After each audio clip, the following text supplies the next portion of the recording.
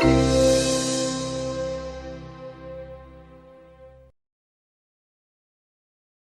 let me start by giving just a bit of background on David for those who don't know him personally and his story, and then we'll just dive right in and we'll chat a little bit and have some conversation, but we're going to open it up to live questions, and we also have a Dory available. I know we have a lot of Googlers on the live stream as well, and so the Dory is go IRC-Dory. Yeah, go IRC-Dory for the Googlers on live stream who want to ask a question as well. All right, so Great, good to be here. Let me give a little bit of background on you for those who don't know already. So This will put them off. I mean, no, I think it adds adds many dimensions. All right, so we know David is president and CEO of the IRC, which for those who don't know was founded in 1933 at the request of Albert Einstein, offering emergency aid as well as long-term assistance, something that we were just talking about, that important pivot to those who are displaced by war, persecution, and natural disaster. So the IRC is now operating in more than 40 war-affected countries and also doing refugee resettlement and assistance program here in the US in 28 cities. We've had to close 3 offices because of the current administration, so now 25 US cities. We'll come back to that. We will come back to that point. I think interestingly though, for folks who don't know David's story before coming in and taking the helm of the IRC, so he's been a public servant in the UK for many years, holding various posts from being the 74th Secretary of State for Foreign Affairs, Secretary of State for the Environment, and a member of Parliament for South Shields. Who knows if public service is going to be in the future as well.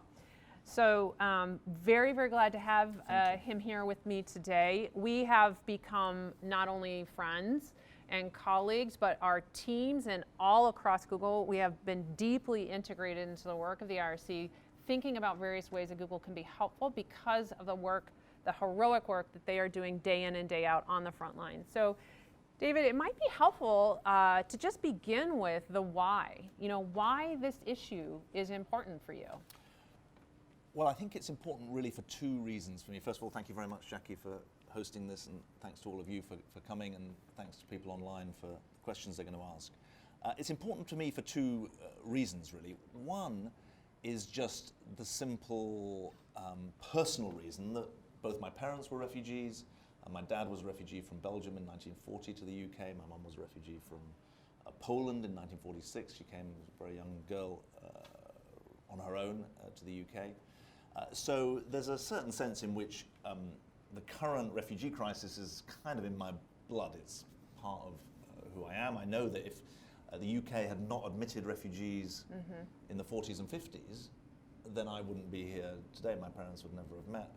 And so there's something quite personal about it. But there's also the fact that it's more and more striking that we live in a world where the number of wars between states is at an all-time low, but the number of people fleeing violence is at an all-time high, at least all-time since records began after the Second World War. 25 million refugees, 40 million people internally displaced. Those 65 million people are not moving in the search of a better life, they are fleeing for their lives. They are the baker bombed from the home and bakery in Damascus. They are the girl chased from her school in northeast Nigeria by Boko Haram.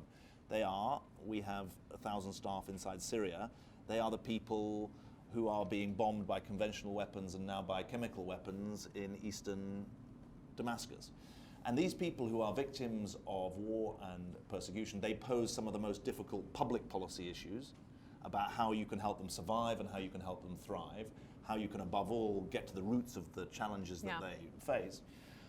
But they also pose moral questions about what responsibilities the West, which I see as a political construct, not just a geographic construct, Western countries that in some ways defined a world order after the Second World War based on the sovereignty of states, but also the rights of individuals, how that is defended.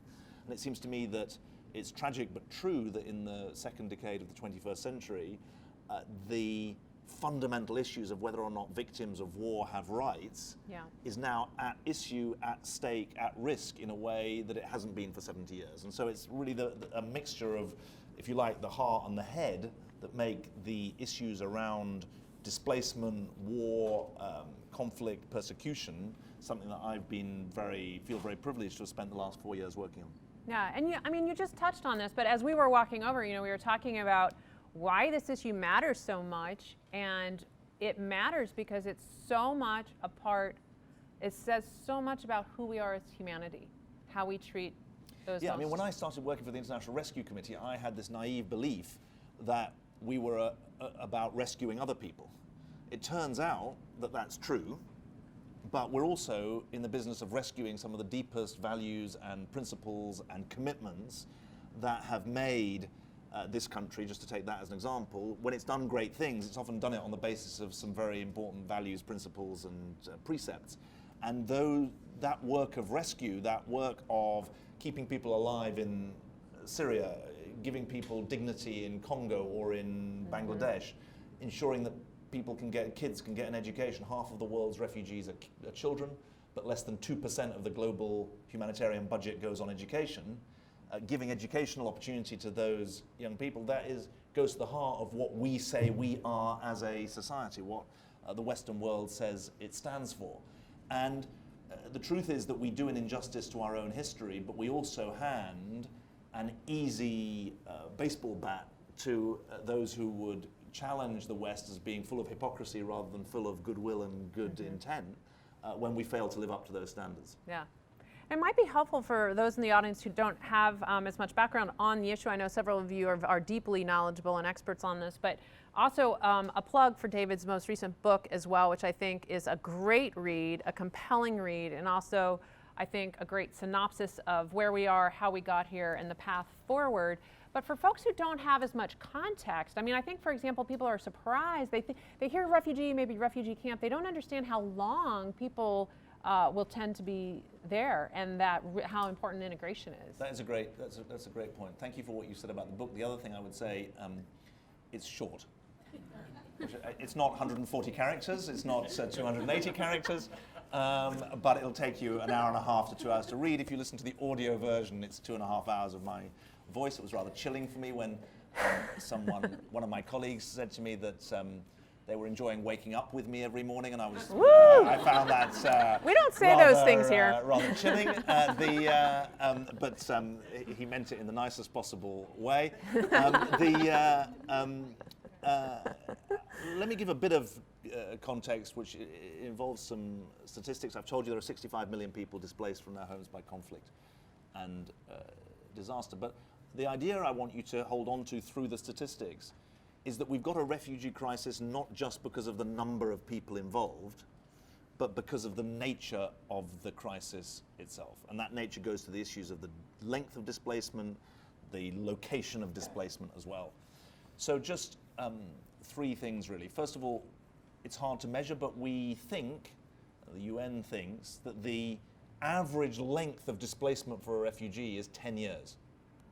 So that you're out of your own country for 10 years. But once you've been out of your own country for 5 years, the average displacement goes up to 21 years. Wow. So hold on to the idea that we're in a wholly new world where the job of public policy of citizens is not just to keep refugees alive. Remember, the Second World War went on for 6 years. The job is not just to keep people alive so that they can then go home. The likelihood is that they're not going to go home, because the Afghan war has effectively been, the civil war in Afghanistan has effectively been going on since 1979. The war in Somalia has effectively been going on since the early 1990s. The wars in the Congo have been effectively going on for 30 or 40 years. The outlier is the Lebanese civil war, which lasted 15 years but then ended in 1990. And frankly, Lebanon is as good as it gets for restoring fragile peace. Yeah. But the more likely scenario is that these fragile states are marked by recurrent wars rather than wars that end. So the first point is the length of displacement changes the challenge. Secondly, most refugees are not in refugee camps. I get often asked, oh, you must work in refugee camps, and we do, but 60% of the world's refugees are in urban areas, not in camps. So again, it changes the game. The perils are different, but the possibilities are different if you're living in an urban area rather than a refugee camp. There are 4 million refugees, more or less, in camps, almost all of them in sub-Saharan Africa. The third thing that I think is really important is that you'd think from the media coverage that most refugees are in rich countries like this one. But the US has 1% of the world's refugees, Europe has 6% of the world's refugees, 88% of the world's refugees are in poor or lower middle income countries. So Lebanon has 1.5 million refugees, Jordan has probably 800,000 refugees, Kenya has 1 million refugees, Ethiopia has 1 million refugees, Iran has 800,000 Afghans who have been there for 30 years. And so the phenomenon of global responsibility is in the main exercised by poor countries and lower middle income countries, not by rich countries. And it's countries like Bangladesh, which is fragile in all sorts of ways. It's got massive population that's growing fast. It's just had 900,000 Rohingya Muslims arrive from Myanmar next door in the space of 6 months. And the minute you start doing the maths about, well, what would it mean for a country like this if that kind of numbers of people, if it was proportioned up, you'd see the kind of challenge that it poses, even for a country like Bangladesh, which is doing the right thing and opened its doors to those refugees. Jordan, which is the second closest ally of the US in the Middle East, its debt to GDP ratio has gone from 50% to 90%. The resource stress on its water supplies and other support, its schools, its hospitals, massively increased. And there isn't yet a response that gives Jordan or countries like it the kind of support it needs. And what I argue in the book is that this crisis is manageable, but only if we change the way that we manage it. And that means shifting our focus from the fiction that there's a short-term problem of survival and recognize this is a long-term challenge of helping people thrive rather than just survive. Yeah. And, thinking about how others can support the IRC, I mean, I just learned recently that the IRC is one of the most beloved nonprofits by our employees, by Googlers. We have more than 5,000 Googlers who are personal donors to the IRC. So I think there's, increasing the commitment and engagement of just everyday folks, Googlers or not, and donations. As a company, we've also been thinking about, so we've donated, I think, about $6 million to the IRC as Google.org. And we've also been thinking about how can we take the best of who we are, how can we take our tech expertise. You all saw the video about InfoHub. That's an example of how we're thinking about that. But David, you're speaking here to this audience. What do we need to know? What do we need to hear about how we can best support the work that you're doing, either as Google or as other folks across the Bay Area? Well, look, the nice thing about being here is that I can in person say thank you to those of you who've stepped up to support us. And the most important thing I can say, both to those who are supporting us or those who are thinking about it, is something that I hope you believe, which is that you come to believe through discussions like this that actually you can make a difference. Yeah. That although this is a global problem, it is susceptible to local individual response. And just to pick out a couple of aspects to it. One thing is genuinely unique about the IRC. We are both an international humanitarian aid organization and a local resettlement agency. Yes. So a refugee who's given permission to come to the US, we meet them at the airport, we get their kids into school, we help them onto the track to employment. You've been there? Yes. You're a refugee? Yes, I am. Where are you a refugee from? I worked for IRC in Bosnia during the Bosnian conflict. Can we hear him, or does he need a mic? Do you need me to stand up? Or? Well, you are standing up, so... Good afternoon, everybody. My name is Enes Zeric. Do you work at Google? No, actually, I arrived in San Francisco as a refugee and arrived at the SFO, as David said, with the 3 IRC representatives waiting for me 27 years ago. Wow. Came here, resettled, lived in TL for about 8 years. Boston Larkin was the first spot. Got a job in a week with the help of IRC in Silicon Valley. Worked for PRI and Intel for years. After learned the scoops of, as you said, there's no way to go back to Bosnia because it was a mess till almost end of 90s. Make a permanent residency here, became a US citizen in 2000, got married here, my kid is born here. We still go back to Bosnia every other year. We visit, my mom is there, my family's there. By me being here, I provide support for them. And that was the original idea when I left IRC, Sarajevo and IRC Mostar office in 1994. So the idea was to come somewhere where it's better, give an opportunity to thrive. I was 22 years old when I came. So long story short, you know, I'm still here, live in Oakland, commute to across the Bay Bridge every day, most of you do. Trying to help, and very big advocate of IRC for years. I can generally say, if you really want to get involved locally, Oakland office is great. Yeah. They really do need help to teach kids English, to teach people how to go to the grocery store. You can pick the car and drive them around for one day. You can learn different culture. Believe me, you're going to have some good food. So I help as much as I can. I know Karen, I know Maggie, I know Samir. Samir and I used to work together years ago. Mark Bartolini is a very good friend of mine. So I do help locally as much as they can. Brilliant. Well, look, Yeah. I promise you that is not staged, but really Yeah. thank you. So what you've said far more eloquently than I could is that one of the great things about the IRC is it works across the arc of crisis. It's got a bird's eye view from the war zone to the neighboring state, to the refugee transit route, to the lucky few getting resettled here. But I can say to you, in Oakland, in Sacramento, in San Jose, in Turlock, you can volunteer to make a difference to someone's life. And if you want to make the world better, doing it one life at a time is a good place to start. So the first thing is to say, the refugee crisis doesn't have to be far away. It can be close by. The second thing that I think is important, today, 5 Googlers are in Jordan helping turn that Refugee InfoHub into a platform that refugees in Jordan across the Middle East can use. And they're there for 3 weeks. They're working with our teams. So we bring the humanitarian expertise, or our teams do. You bring the technological expertise.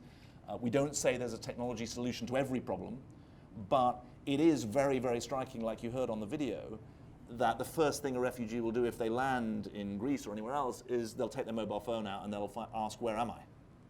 And so the work that's going on there is really valuable, and the numbers, I had the number, it said on the screen, Lauren, that it was 180,000. I thought it was 800,000 who'd used the Refugee Info. Since the video, I mean, hundreds of thousands of people have used and benefited from that. And this is going to sound like a really hokey point to a technology group, but so my first question when I went onto this site was, it's a bit dark. Why is it so dark? It's not very pretty. It's not pretty. It's dark. But boy, it loads fast. Yeah, but the answer was an interesting one, because it speaks to the thoughtfulness that went into it. Well, we don't want it to be pretty, and we don't want it to be bright, because we want it to use up much less battery. It's an obvious. Sorry to say it's kind of an obvious point, but to me it wasn't an obvious point. There's real thoughtfulness that's gone into making sure this is the most valuable resource for the people. So that's the second thing. Thirdly, last fiscal year, we raised $1.8 million thanks to Google employees committing and Google.org matching. I think it was a 1-to-1 match or possibly a 2-to-1 match. Yeah. So that makes a difference as well, because we know that we can vaccinate a child for $50. We know that we can run a women's center for $2,500. We know that we can make a big difference for small sums of money, as long as many people are part of it. And so the fact that the Google community has invested like that, I think, is important. The final thing that I would just say is a plea for you to use your voice. Use your voice with your family, use your voice with your neighbors, use your voice with your congressman or woman, because there is a campaign of demonization against these people that is completely the 180-degree opposite of what the reality is. The reality is they're fleeing from terror, and the tragedy is they're being branded as terrorists. Yeah. And it's harder to get to the US as a refugee than through any other route. It takes 18 to 24 months. You have to go, I don't know if in the 90s, but now there's biometric testing, maybe even then there was. The time all the process was done overseas, so I had to go to interview with IRS. You have interviews. It's a really tight system, and I wouldn't have said this if we'd been meeting last week, but I think the following point is really shocking, which is that last year 95,000 refugees were allowed into the US. This year the president determined that only 45,000 would be let in. In fact, his administration is making sure that only 21,000 are being let in. But those are just numbers. I want to say this to you, and I apologize for saying it, but I think it brings it into stark perspective. More Syrians were killed on Saturday night in a chemical weapons attack than have been let into the US in the whole of this fiscal year. 44 Syrians have been allowed into the US since October the 1st, 2017. 11 have been allowed into California, compared to 680 that were let in the whole of last year to California. I think 1,800 across the US for Syrians. So there's a real moment of crisis where your voice is going to decide whether or not this bipartisan US program, remember it was Ronald Reagan who let in more refugees than any other US president, whether this bipartisan program goes away, is slowly and silently strangled, or whether it has the chance to carry on making a difference to the country. I think part of the solution is making sure that people understand how important the contribution of refugees, and sir, your story of how you came and now you're a prominent integrated member of society, giving back, great community member. I know our team went to volunteer actually at the IRC Center in Oakland. Oh, great. And something I learned personally from that experience, we were doing a little bit of like going over resumes, and one of the things that, and practice interviews, and one of the things I learned is that, how cultural it is in America. That you brag in an interview, in a job interview, and you put your best foot forward and whatnot. And but in some cultures, that's offensive, and you want to be very humble and underplay your skill set as you go into an interview. So it was interesting, just as someone who has been around the issue for a long time, but getting personally involved, I think, helps me get more passionate about it, but also understand some things. So for our Googlers, for our employees, anyone who's interested in volunteering with IRC, make sure you go to Go Volunteer Profile. Let us know about your skills, your passions, your interests, and that way we can connect you with IRC and our other partners who are working on these kinds of issues, like the Jordan Project, or even in Oakland or other places. So we're going to open it up to questions in just a little bit. So if folks want to jump on the Dory, it's Go IRC-Dory. We'll get updated questions from there. But is there anything that as the Bay Area, you're at Google, a tech company, some of our other friends are also stepping up from tech. Are there things that we in particular can do as you think about all of the products that are created here in the Bay Area, in Silicon Valley, the services that we're creating? If you could wave a magic wand and say, hey, Google and other companies and other folks with these skill sets, this is what we need you to do, what would that be? So I think that the revolution that's that was conceived in this community and that has changed the world in the last 10, 15, 20 years, that revolution hasn't really hit the humanitarian sector yet. Yeah. And I think we've got to be honest and say and warn you not to try and bring a technological solution to every problem. Yeah. As we're wont to do. Because, well, I didn't say that, but you might say that, I couldn't possibly comment. But there is a danger that we try and find hard technology solutions to things that aren't amenable to that.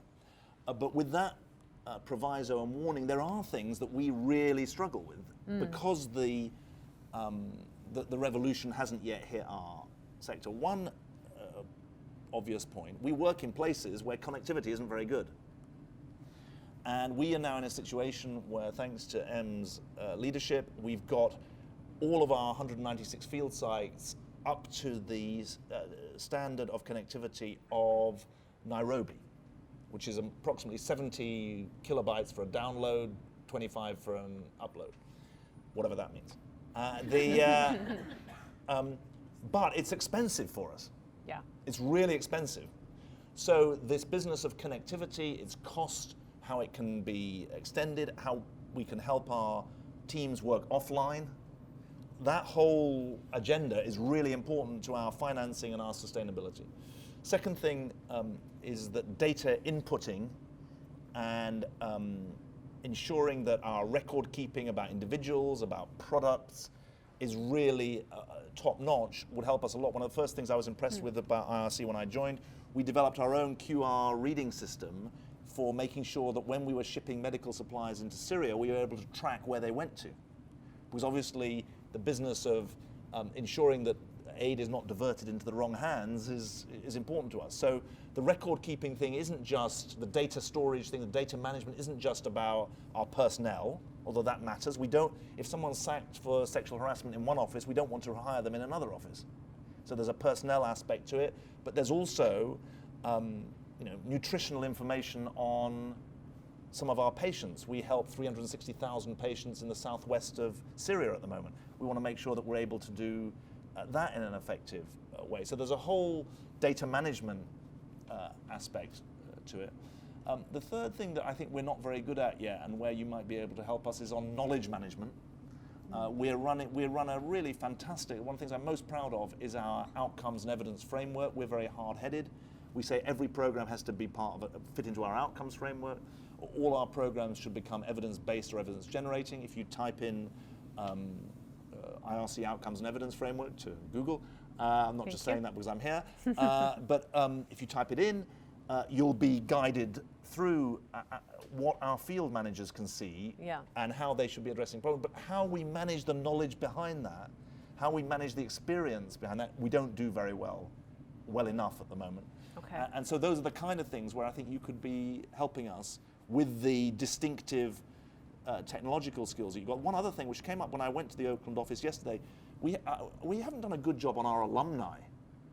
I'd love to do an alumni project with you. We resettle last year 15,000 people. We've been resettling refugees in America for the last 40 or 50 years. Andy Grove was a resettled refugee by the IRC. Wow. Which is pretty extraordinary. Wow. His name was Andras Graf. He was a Hungarian emigre, a Hungarian refugee. We got him into the City College of New York in 1957. We bought him his first hearing aid because he'd had rheumatic fever as a child and had never been diagnosed. Wow. And the rest is history. But we've not got a good alumni records, even locally. So there's all sorts of ways, I would guess, in which the combination of your interest and your skills might be able to help us.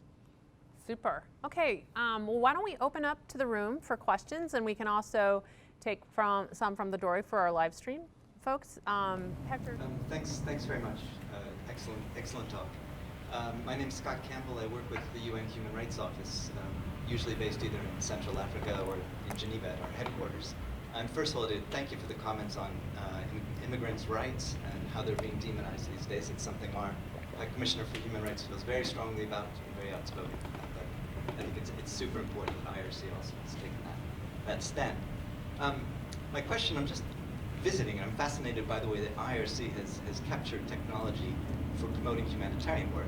The question I'm looking at while I'm visiting San Francisco is how technology can be used to promote human rights work, how we can use it as the Human Rights Office of the United Nations to better protect and promote human rights. And I think your point, David, on maybe it was you or Jacqueline, on there's not a technology solution for every problem, as one we've learned early on in the game. But that said, I think IRC is far ahead of the UN Human Rights Office in how you have carefully developed with Google some tools that have worked well.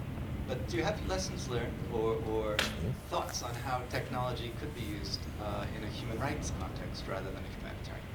Thank you. Well, I would say number one, very humbly, I think one of the biggest mistakes we in the tech industry tend to do is develop solutions in our nice little conference room here with catered food and whatnot that don't actually work on the front line. So I think starting with partners like yourself, like IRC, who are on the front lines who really understand the needs. And then I think the other thing that the teams did well is we actually sent folks to the crisis areas, especially UX, user interface experts, to understand the needs and to understand even if technology is a solution. So if we're talking about direct service, I think having folks who specialize in human-computer interaction and understanding what the actual real felt needs are and whether or not technology can be a solution. So I would say that particularly for the front lines work. I think as far as sort of advocacy though and other ways to help those who are leading on human rights, we also have Alphabet, our company has several different groups. Jigsaw, for example, has been working for example, with DDoS attack protection for those who are on the front lines of journalism and human rights. So there are ways that we can think as a tech community about how we can ensure that people's lifelines remain intact when they do their heroic work as well on the advocacy front. The UN Commissioner for Human Rights, by the way, Zaida Hossein, has done an outstanding job in the last 4 or 5 years to speak up against human rights abuse. I would say that this is an additional challenge for this community. I mean, I think Jackie's absolutely right. You've got to have the principles of human-centered design if you're going to make a difference. You've got to put yourself in the position of the client. Now, here's something where I think is the biggest challenge in respect of human rights abuse, which is that it's not safe for those who are abused to report it. If you could, I mean, this is spoken as someone who's not, obviously not from the tech sector. If there is a way for the girl in northeast Nigeria who's being threatened by Boko Haram, the woman in Congo who's having domestic or sexual violence, the people in Duma getting attacked by chemical weapons, if there's some way of allowing them to anonymously but credibly post in a way that can't then be tracked back either by their government or by their husband, etc., I think that could be a really important Witness is doing something witness. It's on that. because that is where the impunity comes from that Yeah, danger. and there are ways, you have to be very smart, obviously, about the reporting. I think some of us, when we just use, our cameras or whatnot, don't understand that there could be watermarks or whatnot. So I think Witness is someone who's doing good work. I wanted to ask you a question about the design challenge of resettlement. I read an article recently which really troubled me, suggesting that the UK was doing a much worse job than Germany, for instance, in this regard, because we give a fixed budget per refugee, and therefore many of the refugees get settled in the poorest, most job-constrained parts of the country, which seems like a fundamental design challenge in an area where maybe data analytics and insights could be brought to bear to do a better job. What are your best practices that you see? Great question. US resettlement? Perfect, lovely question. The US also gives a fixed amount, $3,375 to get resettled, and it's the same if you're in Boise, Idaho, as if you're in Oakland. And in Oakland, the security deposit on a apartment, I probably don't need to tell you, costs $2,250 apparently. In Boise, it's $750. And surprise, surprise, the issues of debt for refugees arriving in the Bay Area are much greater than the issues of debt arising in Boise. So, one, standard cookie cutter services don't work well in any context. You've got to personalize them. Some people have got mental health issues. Some people have got English language issues. You've got to try and personalize the service. And one of our the drivers that we have around outcomes and evidence apply in our US programs as well as in our global programs. And if you click on, well, actually you can't click on the framework at the moment, but if you, we can find a way of getting you the evidence of what we know. So the first thing is you're right, you've got to personalize it. Secondly, there's a really important question: which people should get sent to the Bay Area and which people should get sent to Boise, Idaho?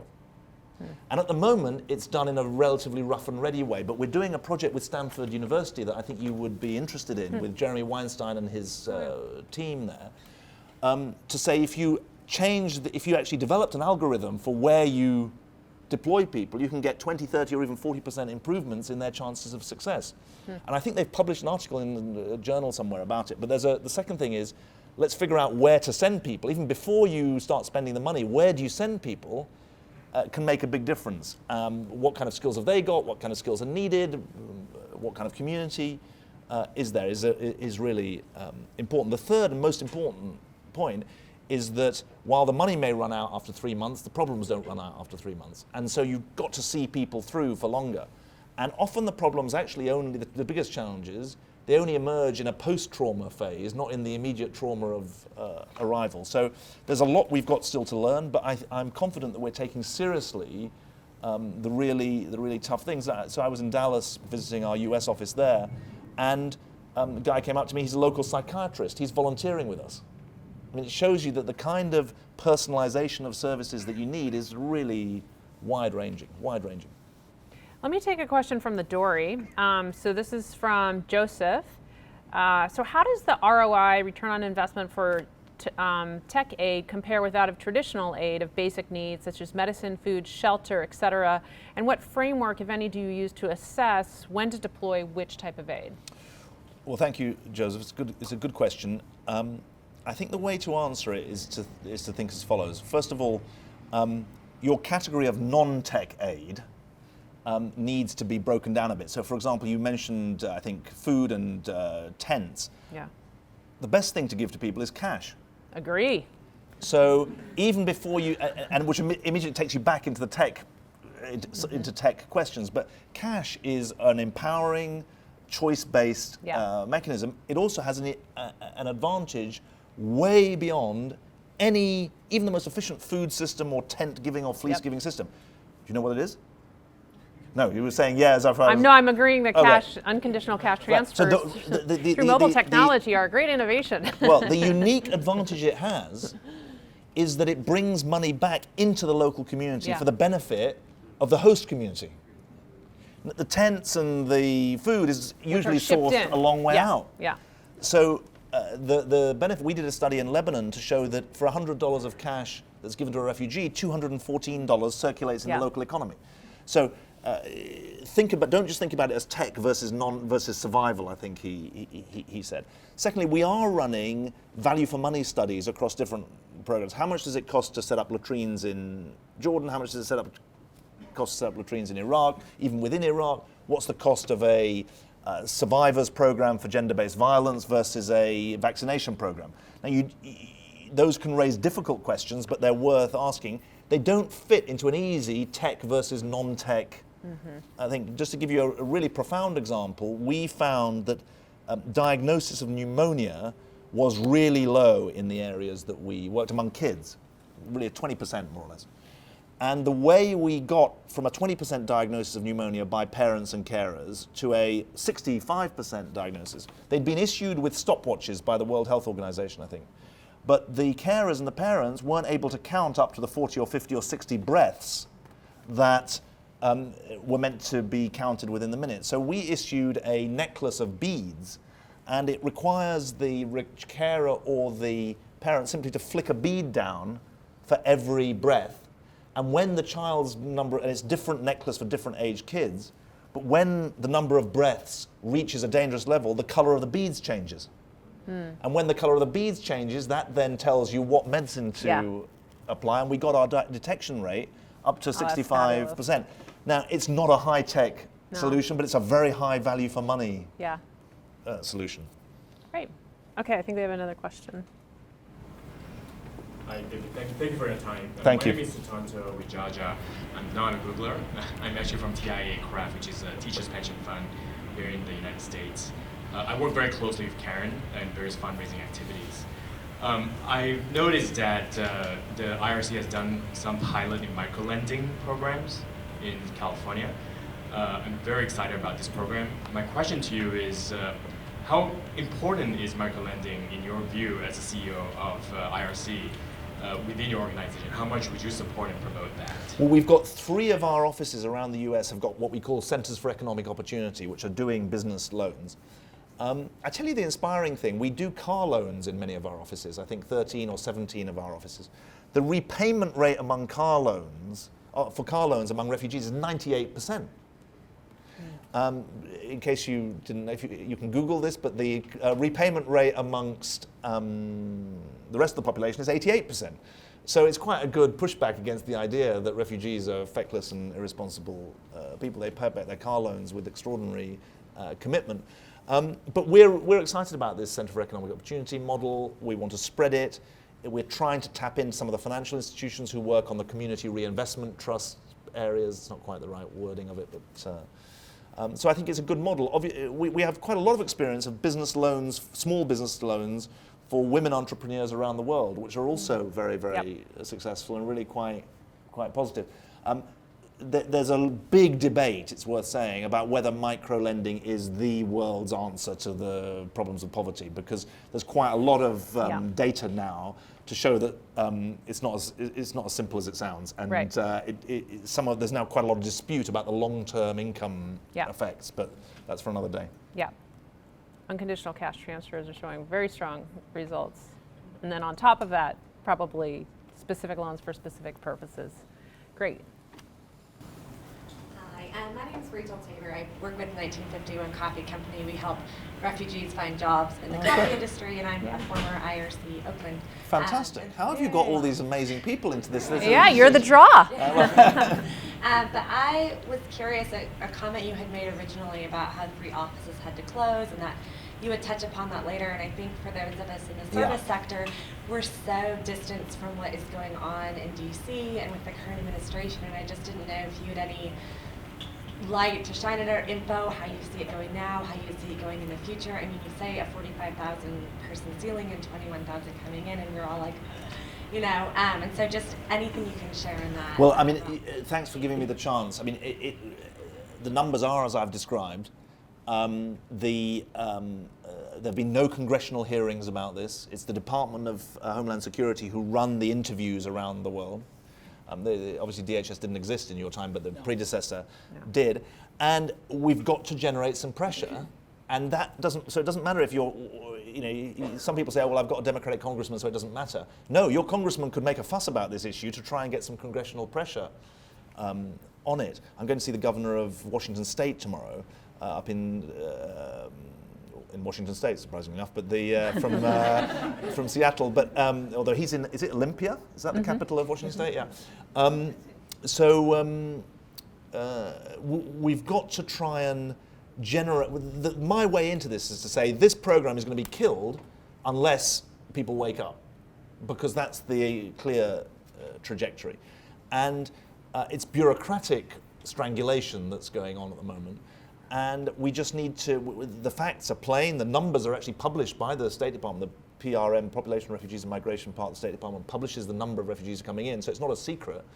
But there's so much else going on, I don't need to say, that it's quite hard to get some hearing on this issue. But I do think this point that the cry about the fate of the people in Syria is absolutely right, but there are small things that can be done for equal numbers of people who have managed to escape from Syria that aren't yet being done, whether they're needing employment support in Jordan or whether they're needing resettlement here. We have kind of a follow-on from the Dory on that from Jia Zhen, who asks, so how does the IRC approach refugee resettlement in today's environment where an increasing number of politicians in Western democracies are adopting anti-immigrant rhetoric and policy stance? You've kind of touched on this, but we're seeing this across a number of different countries, sort of all at the same time, sort of surprisingly. So what's been most effective that you've seen that you can do, and then sort of general public can do? The only thing that is effective is not me talking, it's refugees talking. I mean, what people remember from the hour we've had together is you speaking, because it's the real human story. And I think that we have got to do, we spend very little on communications and advocacy because we want to say, look, our programs are, 90% of our money goes into the field, into programs. But actually, storytelling of the refugee, the staff, the emergency, that's really important. We were talking beforehand about trying to do a better job for Googlers, so that if you're one of the 5,000, hopefully will become 10,000 Googlers who are supporting IRC, you'll get to see more of the difference that you're making. But I think generally we've got an amazing social media team, but they're doing it on a shoestring. The most powerful thing is to get people talking in their own voices, with their own stories and their own credibility, because it's so much harder to point the finger and say, no, that's spin. It can't be spin if you are the person who's actually been through it. Yeah. Who's next? Yeah. Hi, David. Thank you so much for being here today, for the work that you do, and for sharing it with us. Thanks. How do you change somebody's mind or heart in 1 minute? You mentioned that whether it's a politician or whether it's a member of our family or a coworker that thinks that a refugee might be a terrorist or a danger to them. If all we have is 1 minute, I think more than anybody else in the world, you might be able to provide 1 minute of how you change somebody's heart or mind. Well, we have there's this radio show, I don't know how many of you know this radio show in the UK called Just a Minute, where you have to speak without hesitation, repetition, or deviation for 1 minute on any subject, and then people press a buzzer if you hesitate, repeat, or deviate. Ouch. So it's a brilliant program. I'm not going to get into that. I tell you what, there's two approaches to your minute. There are people like me, who are probably a minority of the population, who like as many facts as possible. So I'm like Mr. Facts. That would be the way to persuade me. And so, 1 in 3.64 billion chance of being killed by a refugee in America. 88% of the world's refugees are in poor countries, not in rich countries. America's only taking 90,000 in a population of 25 million refugees, etc., etc. So there's a fact-based approach. Or there is which probably is not the majority taste, or there's a story-based approach, which is essentially to take the individual story, to take the story of a young man born in Budapest in 1936. He has rheumatic fever. He escapes when the Soviet Union crushes Hungary in 1956. He's helped to escape. He goes to City College, New York. He gets his PhD at Berkeley. He's Time Man of the Year in 1997. He's Andy Grove, and he's the founder of Intel. The trouble with the statistics approach... And by the way, we could, as Google, tell those stories with some of our founders and CEOs and leaders. Google would not be who we are without folks who have been given the opportunity. Look, Sergey did a big thing when he turned up at the airport. Indeed. He was there at San Francisco airport. That was a big statement. But the problem with the statistics is that people don't like statistics. The problem with the individual story is that the people can say, oh yeah, but that's one story, that's not the typical. So the best form of elevator pitch is to combine the two. But really, I think all you can do in a minute is get people to think. You can't persuade them in a minute. You can get them to think. And you go from thinking to rethinking to persuading. And one of the big challenges, this doesn't sound pretentious or finger pointing, but one of the dangers of what you've all managed to do over the last 20 years is that the space for thinking, rethinking, and persuading is being squeezed rather than expanded. And that's being debated in Washington with Mark Zuckerberg's performance today.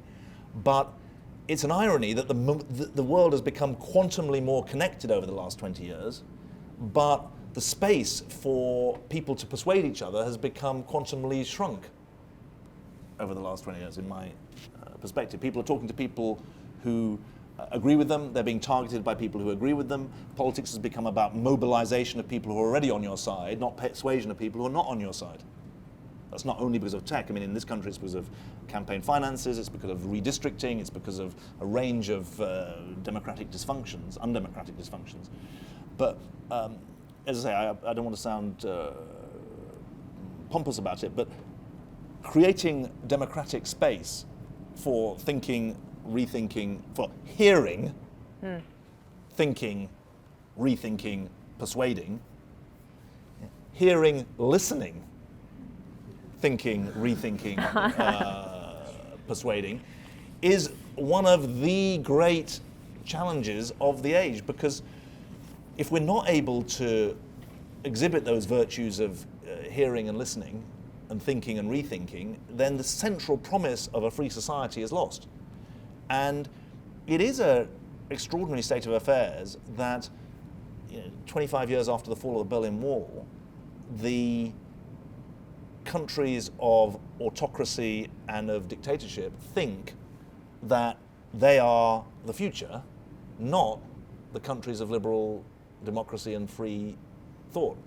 And the most extraordinary thing is that many of the people who live in liberal democracies think it's the dictatorships that are the future. I'm going to get this wrong, but something like 60% of under 25s in democratic societies think China does a better job of thinking through its policies than the West. That's not. I haven't got the statistic quite right, but there's a book by a man called Yasha Munk, which is a really interesting book about the fate of democracy. And the point is that in some ways, the Chinese are doing a brilliant job at being strategic. They're doing a brilliant job at thinking over a 10, 15, 20-year span, and they're doing a brilliant job at joining up their different policies. Without wishing to get political, there are plenty of Western democracies that don't exhibit that kind of strategic clarity over 2 days, never mind 2 or 20 years.